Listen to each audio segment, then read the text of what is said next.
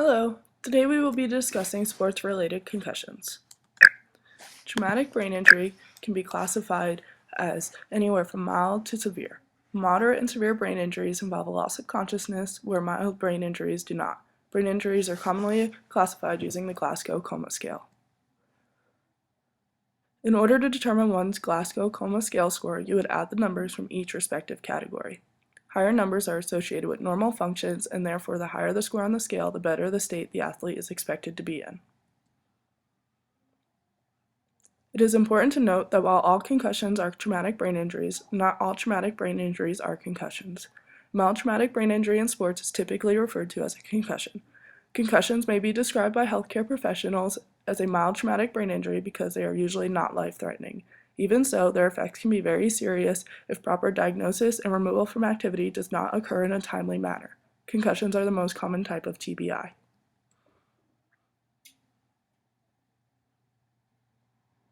Throughout the years, as you can see, the definition has become less specific in terms of mechanism or signs and symptoms.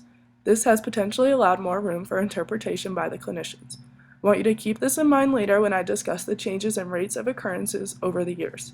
Also notice how, in relation to severity of classification of traumatic brain injuries, recent definitions do not identify loss of alteration or consciousness as a measure of severity. So who is at risk? The red box highlights time frames between 2007 and 2008. As dictated by the purple and blue lines, an increase in emergency department visits and hospitalization stays occurred. However, there was a decrease in the number of deaths associated with TBI. So what's going on? In 2007, the NFL issued their first pamphlet, which indicated current research on the long-term impact of concussion is inconclusive. Or does it come back to the less restrictive definitions? I'll let you decide. This chart looks at non-traumatic brain injuries related to sports and recreation activities among persons less than 19 years of age between 2001 and 2009. Sports and recreation-related TBI-ED visits increased by 62% from 2001 to 2009, with a population range of 10 to 19 years old representing 70.5% of this increase. Might be related to an increased participation, increased incidence of TBIs, or an overall increased awareness in the importance of early diagnosis.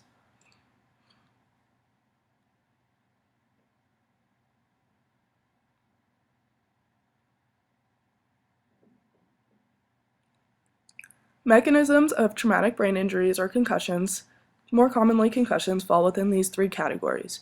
You have your impact, which is a stationary hit with a forceful blow, the picture on the bottom right, acceleration, a moving head hits a non-moving object, the bottom left picture, and then shearing force. The head is struck parallel to its surface, top left. The frontal and temporal lobes are most commonly affected in traumatic brain injuries. Depending on the velocity of impact, type of movement of the brain tissue can move against itself in the skull, increasing the risk of neurocognitive and neurobehavioral deficits. The neurometabolic cascade of concussion represents the clinical presentation of a concussive injury. Occurring at the cellular level, the neurometabolic cascade involves a process of ionic, metabolic, and pathophysiological events that are accompanied by a microscopic axonal injury. Traumatic injury of the brain results in a release of neurotransmitters, which causes neurons to continuously and rapidly fire. An influx in calcium and a release of potassium occurs within the cells. Although these neurons want to continuously firing, in this situation, energy is scarce due to calcium within the cells reducing oxygen metabolism and increased potassium outside the cell, hindering the blood flow and thus a new glucose supply. The end result of this cascade is an energy crisis. Ultimately, an imbalance between energy demand and energy supply within the brain creates a cellular vulnerability that is increasingly susceptible to changes in cerebral blood flow, intracranial pressure, and apnea. Until normal brain cellular function is restored, a period of increased post-concussive vulnerability is suggested. The signs and symptoms of a concussion can vary widely between injuries and individuals. A concussion can result in a combination of physical, cognitive, emotional, and sleep-related signs and symptoms. A vast majority of research has suggested headaches are the most commonly reported symptom when sustaining a concussion. However, it is possible for athletes to not report headaches at all. Loss of consciousness has only been reported in up to 10% of all concussions.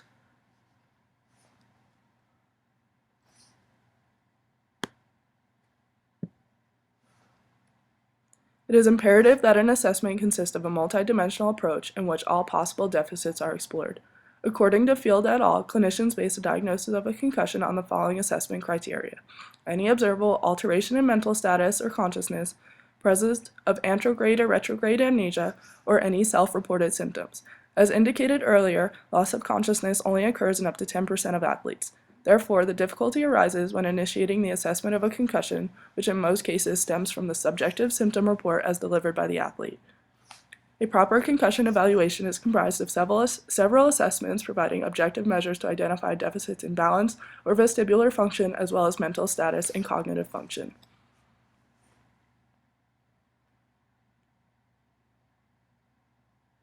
According to the position statements released by the American Medical Society of Sports Medicine and the National Athletic Trainers Association, the treatment of a concussion consists of relative physical and cognitive rest. Cognitive rest requires a limited exposure to academic and cognitive stressors and activities of daily living. The goal is to keep the brain at rest by limiting mental distractions that could increase symptoms during post-concussion stage. At this point, any increased heart rate with activities should also be avoided.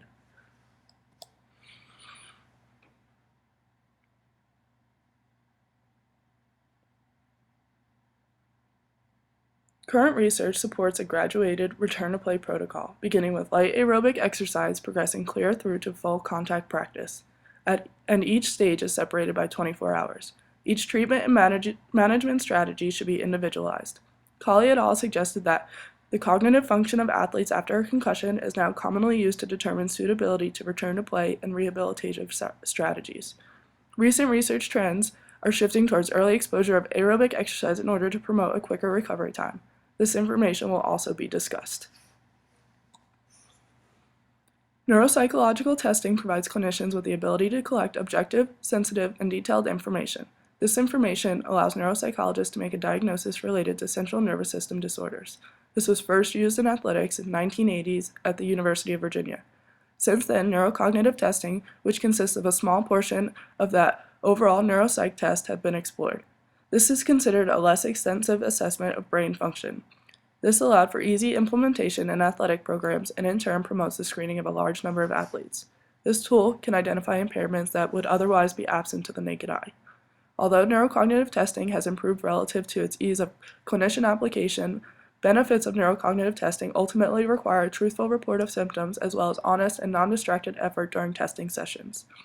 Peyton Manning admitted to intentionally providing poor effort during baseline assessment to avoid being benched if he sustained a concussion during the season. Tests such as IMPACT, which is the most widely used neurocognitive test, generate sensors to monitor invalid scores and potential sandbagging of scores.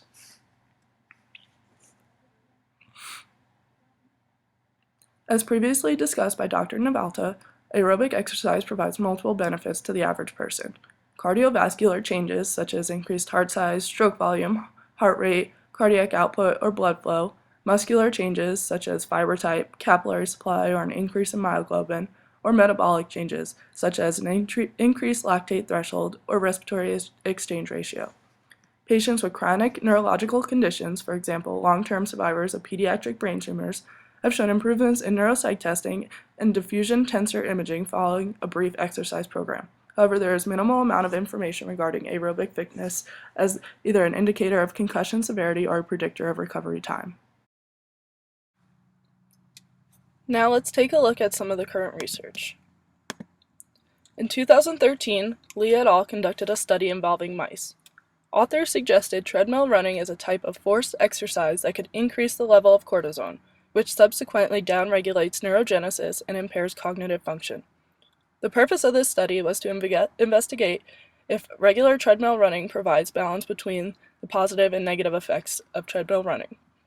The mice were divided into 4 groups: a control group, regular runners, irregular duration runners, and irregular time of day runners.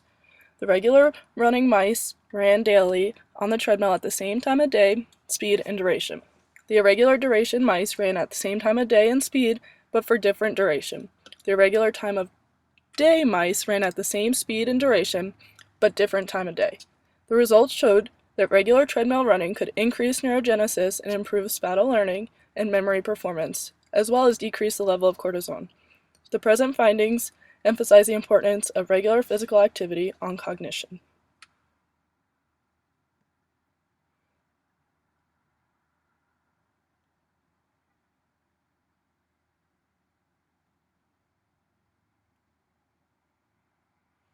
City et al. Conducted a study back in 1984 which looked at the effects of a 4-month aerobic exercise conditioning program on neuropsych test performance, depression and disease, sensory thresholds, and visual acuity of 55 to 70-year-old sedentary individuals. Aerobically trained subjects were compared with two age-matched controlled groups of subjects, those who trained with strength and flexibility exercises and others who were not engaged in supervised exercise programs. The aerobically trained subjects demonstrated significantly greater improvement on the neuropsych test battery than did either control group. The pattern of results suggests that the effect of aerobic exercise training was on central rather than peripheral function. Authors speculated that aerobic exercise promoted increased cerebral metabolic activity with a resultant improvement in cognitive function.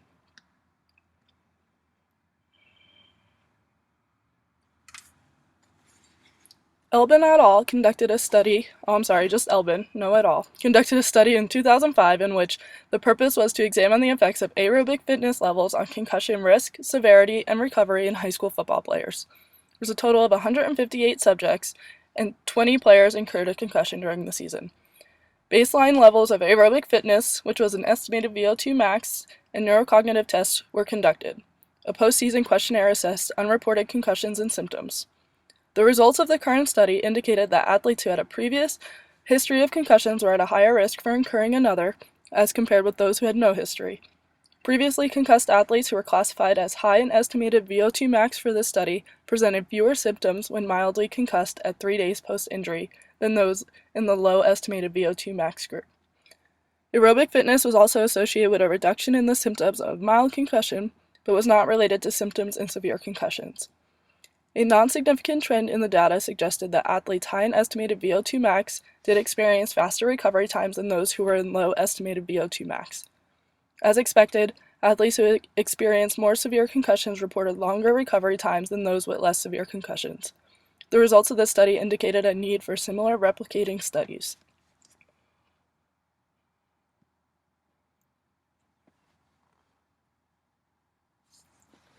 Gangan et al. Conducted a study in 2015 in which the purpose was to examine the effectiveness of an active rehabilitation intervention for adolescents who are slow to recover after a sports-related concussion. 10 adolescents, 3 girls and 7 boys, were included in this study. Adolescents who were symptomatic more than 4 weeks after the injury were provided with an active rehabilitation intervention.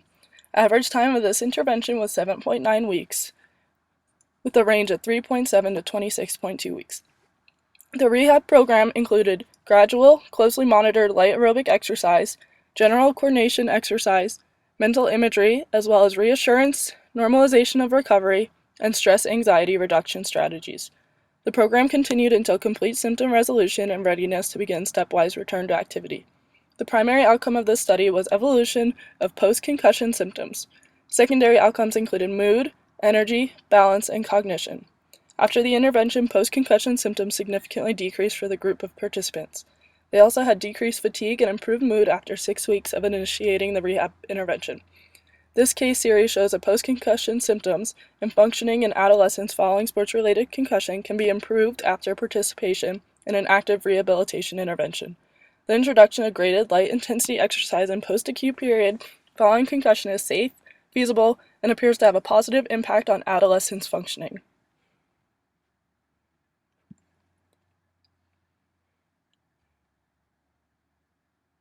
In conclusion, aerobic exercise provides benefits that coincide with the impairments of sports-related concussions. However, at this time, majority of studies have been conducted on animal subjects. Understanding the physiological mechanism involved with concussions will aid in determining what factors are needed for consideration regarding recovery and future management of these injuries.